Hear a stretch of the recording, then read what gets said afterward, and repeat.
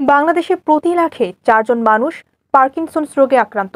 সাধারণত সাতর্থ ব্যক্তিদের মধ্যে এই রোগ দেখা দিলেও বয়স বাড়ার সঙ্গে সঙ্গে ঝুঁকি আরও বেড়ে যায়। মস্তিষ্কের এক ধরনের স্নায়বিক বৈকল্য এই রোগের জন্য দায়ী, যা ধীরে ধীরে মানুষকে শারীরিকভাবে অক্ষম করে তোলে।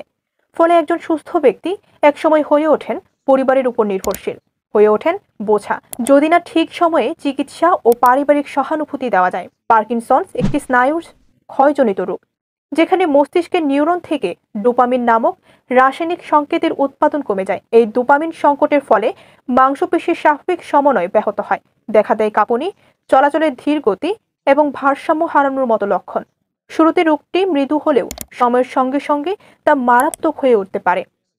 যাদের বয়স 60 বা তারও বেশি, তাদেরই পার্কিনসন্স রোগে আক্রান্ত হওয়ার ঝুঁকি বেশি।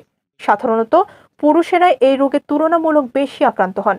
যাদের পরিবারে এই রোগে কারো আক্রান্ত হওয়ার ইতিহাস আছে, তাদের ক্ষেত্রে ঝুঁকিটা আরও বেশি।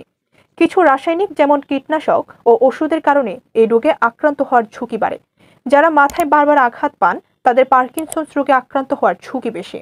পরিবারের প্রবীণদের মধ্যে যদি এই উপসর্গগুলো দেখা যায়, তবে জরুরি ভিত্তিতে নিউরোলজিস্টের পরামর্শ নেওয়া উচিত।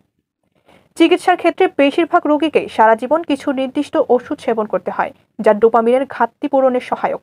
এছাড়া আধুনিক চিকিৎসা পদ্ধতি হিসেবে ডিপ ব্রেন স্টিমুলেশন নামক সার্জারি করা হয়, যেখানে মস্তিষ্কে ইলেকট্রোড স্থাপন করা হয় এবং শরীরে পেসমেকারের মাধ্যমে বৈদ্যুতিক স্পন্দন পাঠানো হয়। এটি রোগীর কম্পন ও জড়তা কমাতে সাহায্য করে। তবে এই চিকিৎসা খরচ সাপেক্ষ ও জটিল হওয়ায় অনেকের পক্ষে তা গ্রহণ করা সম্ভব হয় না। চিকিৎসার পাশাপাশি একজন পার্কিনসন্স রোগের সবচেয়ে বড় ভরসা তার পরিবার, মানসিক সাহচর্য, সহানুভূতি এবং নিয়মিত যত্ন।